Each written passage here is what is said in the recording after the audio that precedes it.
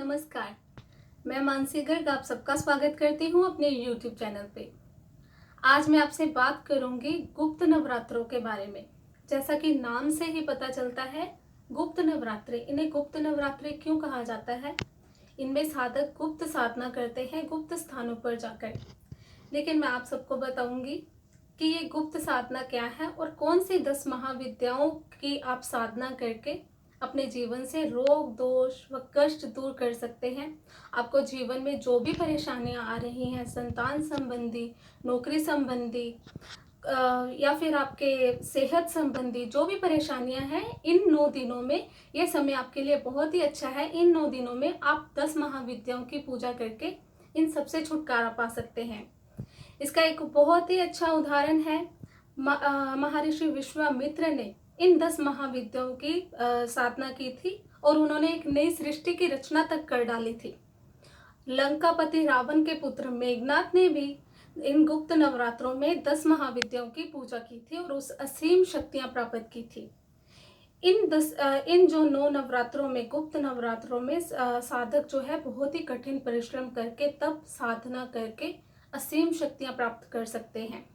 अगर आपकी भी ये इच्छा है, आप भी अपने जीवन में अपनी मानसिक और आध्यात्मिक उन्नति करना चाहते हैं, तो इसके लिए ये समय आपके लिए बहुत ही अच्छा है।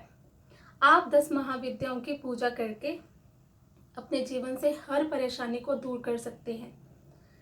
ये जो समय है, आषाढ़ जो मास होता है, इसमें आयुर्वेद के अनुसार मौसम में बदलाव हो रहे होते हैं, वातावरण में बदलाव हो रहे होते हैं, जिससे बहुत सारे बीमारियों के रोगाणु होते हैं वातावरण में।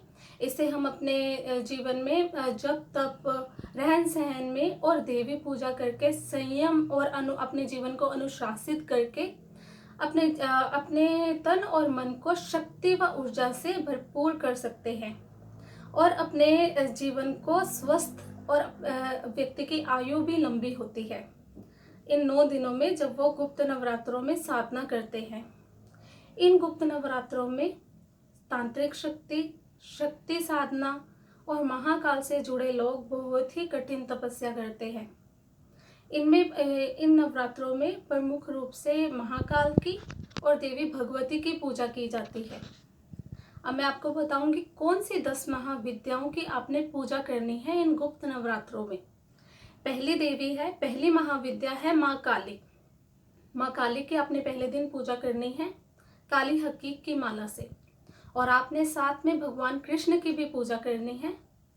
इससे आपको शनि से जो भी आपको प्रकोप मिल रहा है, वो भी शनि संबंधित परेशानियां भी खत्म हो जाएंगी। दूसरी महाविद्या है माँ तारा। दूसरे दिन आपने माँ तारा की पूजा करनी है।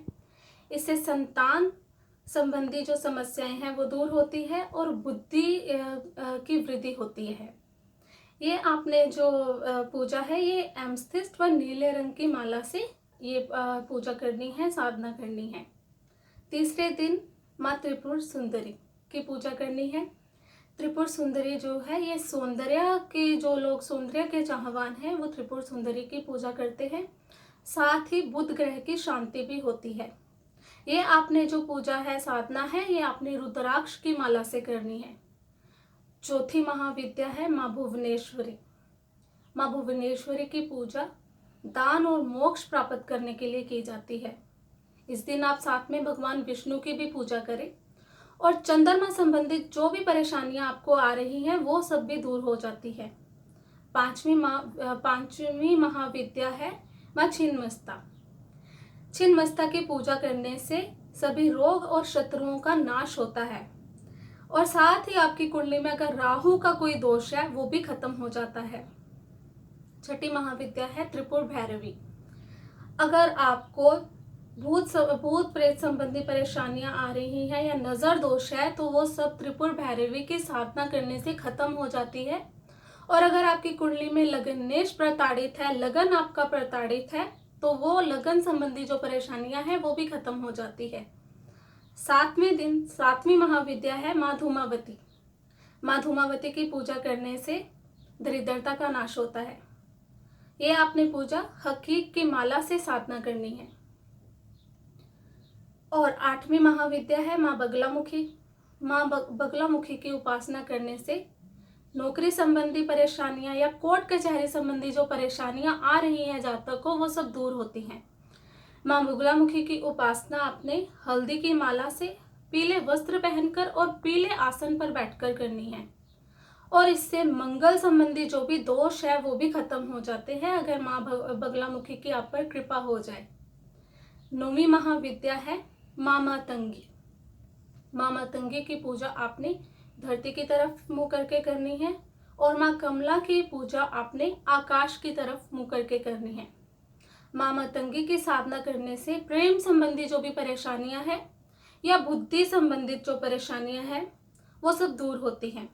9वें दिन आपने माँ मातंगी और माँ कमला की दोनों देवियों की एक साथ पूजा करनी है। और इस जो ये पर्व है, इस महापर्व का जो समापन करना है वो कन्या भोज से और हवन से करना है। हवन का जो समापन है, जो मंत्र है, उसमें दुर्गा सप्तशती के मंत्र से हवन करने का विधान है। लेकिन अगर ये संभव नहीं है तो आप दुर्गा निर्वाण मंत्रों से भी हवन कर सकते हैं, या सिद्ध कुंजिका स्तोत्र से हवन कर सकते हैं, या दुर्गा स्तोत्र से भी हवन कर सकते हैं। अब अगर आपको इन 10 महाविद्याओं के मंत्र चाहिए तो वो आप मुझे कमेंट करके पूछ सकते हैं, मैं आपको वो मंत्र जरूर दूंगी। धन्यवाद।